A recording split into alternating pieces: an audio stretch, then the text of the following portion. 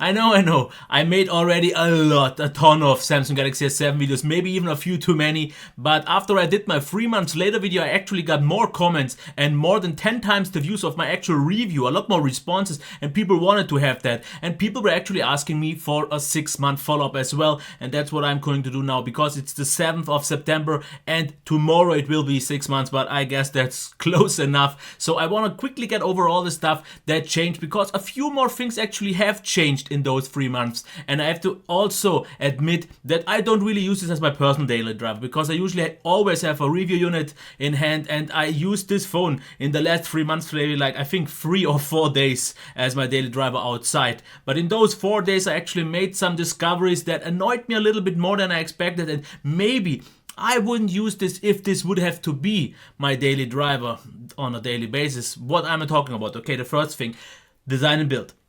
I still absolutely love the design because it just feels great in the hand, it's nice and compact. But about that, the build quality or maybe durability, that is something that I want to quickly show off, because I have now and just got them like 1 month ago, this small little blemish. And yes, I know it's something really tiny, you can almost not see it, it's a little bit of a nick.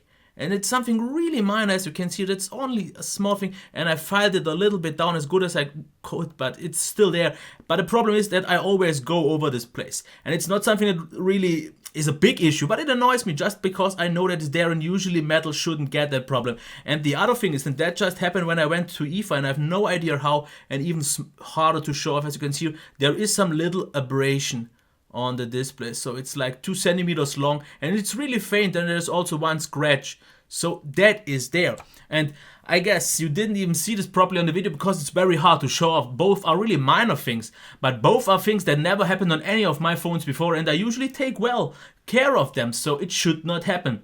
And especially that the metal dented, which I have no idea how. Okay, I didn't maybe care too much as maybe on some other phones about the S7, because I always thought it's quite durable, and usually glass is something that I bother not as much as well, because glass is usually quite scratch proof. But in these 2 cases happened, and that's just something that upsets me after all. But still, I like it after all, but that shouldn't have been the case, especially after just 6 months.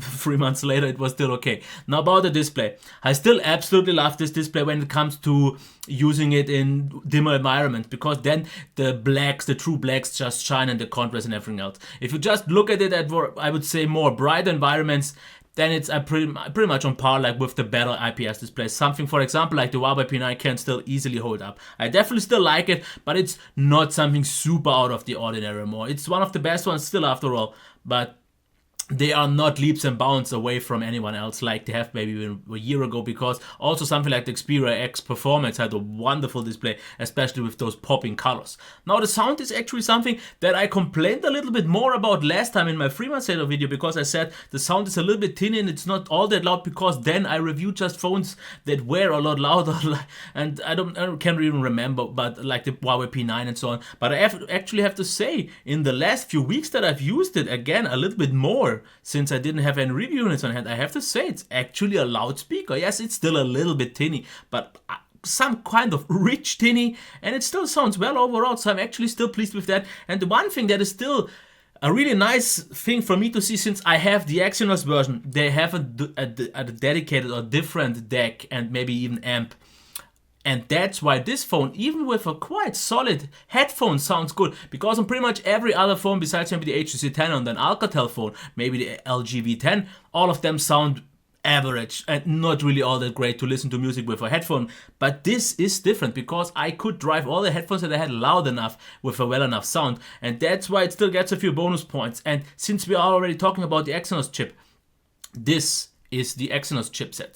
And the performance is still absolutely brilliant. I can still show you this, because this device was used for 6 months now. Of course, maybe not on a daily basis, at least not outside, but as you can see here, it still performs, in my opinion, absolutely buttery smooth. And everyone says the phone will start to lag or anything like that.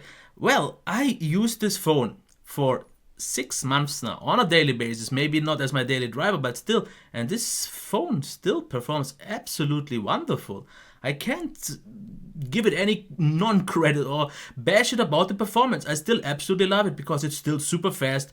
Multitasking works fine. It didn't really get any slower, and I would even say after every update it seems to get even better in my opinion, because I think the last update that I just got, let's say a week ago or so, it kind of fixed, in my opinion, the little bit of a too sensitive screen, because when I scrolled, it was too sensitive for my screen, then it seems like it would have lagged. This seems definitely kind of improved, so performance-wise, it's still absolutely top. Now let's get to the one thing that I also have to complain even more so now than last time, the battery life, because yes, it still charges fast, like 1.5 hours, which is fine. Quick charge is great, but I actually turned mine off because I don't need to stress it. Since this is not my daily driver at the moment, usually, I don't need it to charge all that fast, so I use the slower charge to prolong the battery life. But the battery life, I have to say, on Wi-Fi is still absolutely top. I can easily reach 5, sometimes 6 hours, or even over the course of 1 or 2 days, which is top.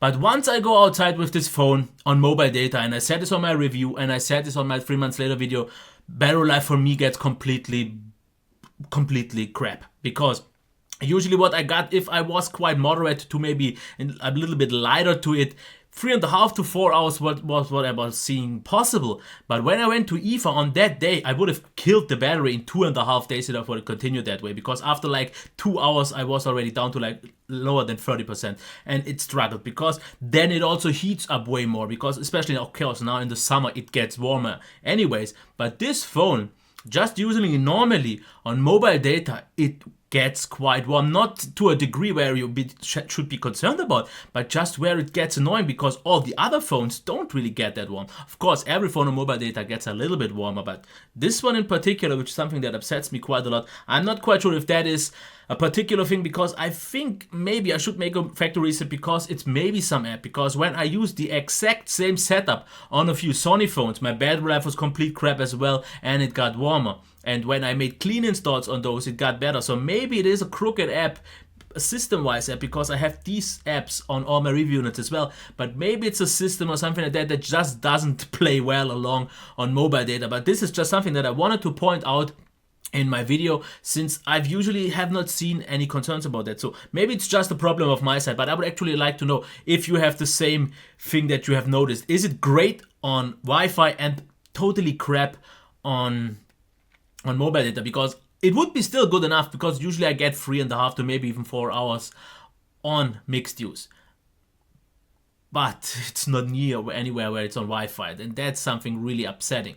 About the software, actually, everyone always says Samsung doesn't really update their phones all that much, but I get like an update every month, and it's not just a security update. I get like the newest updates, and last time it was something I think about the camera that they changed, and the one time before about sensitivity and performance, and I actually noticed those differences. Okay, sometimes maybe it is a placebo effect, but nothing has bogged down. It did not get worse, it did not start to throttle, it did not start to fill up with anything unnecessary or something. I didn't bother about the cache, I didn't do any restarts, so it still performed great. So the software on its own does a great job, and I still like the theming engine, because I use right now, I don't even know what theme anymore, and I like those because it's just a joy with this AMOLED panel to have the black themes. About the camera, I still have to say that I'm not the biggest fan of the front-facing camera for the selfies, but the back camera is still absolutely great. Whenever I use it, which is not often, I have to say the camera produces great shots. Of course, sometimes a little bit too beautiful, too good to be true, but it's a nice picture to look at, and that's all that matters to me. If you maybe want something more accurate, you can get that somehow, maybe in manual mode. But just the way it gets the pictures done is something great.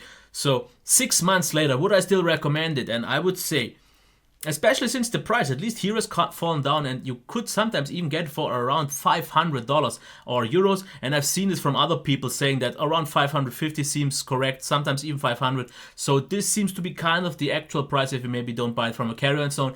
And for that price, there is just not all that much of great competition. If I would have to point out one that I really still like a lot, it would be the Huawei P9. Maybe now I should get it soon. The slightly cheaper but still great seems to be the Honor 8. But if you want a high-end flagship that is still, I would say, on par or maybe the best still in every category, because in design I still think it's one of the best ones possible. Build quality, as I said, maybe not so much. The display still top 3, definitely no problem here. The sound, maybe not the best, but still very, very high on top, because after all it's loud and quite rich. That's fine. Performance, I would still rank it top 3, no problem here. The only ones that I see to maybe be faster is like the LG G5, and then already I don't see much else, at least from the ones that I've reviewed, which after all were all the flagships by now. And then what else do we get? Battery life, like I said, that's a little bit of a hit and miss. I still am satisfied enough because I don't use my phones that much anymore that this wouldn't be good enough, but the fact that it drains quite heavily, especially in standby on mobile data, and then also warms up, is a little bit unsatisfying. But yeah, I can live with that sacrifice after all, or that compromise. And on Wi-Fi it's great, and that is important, especially since I don't use it much outside anymore, which is of course not a good excuse. And if I would have to use it exclusively as my daily driver outside, I think I would get used to it, and then especially I would make a factory reset to maybe actually get rid of the problem that I have, and then the rest is absolutely pleasing. The software is top and the camera is top, so for the price I still don't see much you can go better in any way.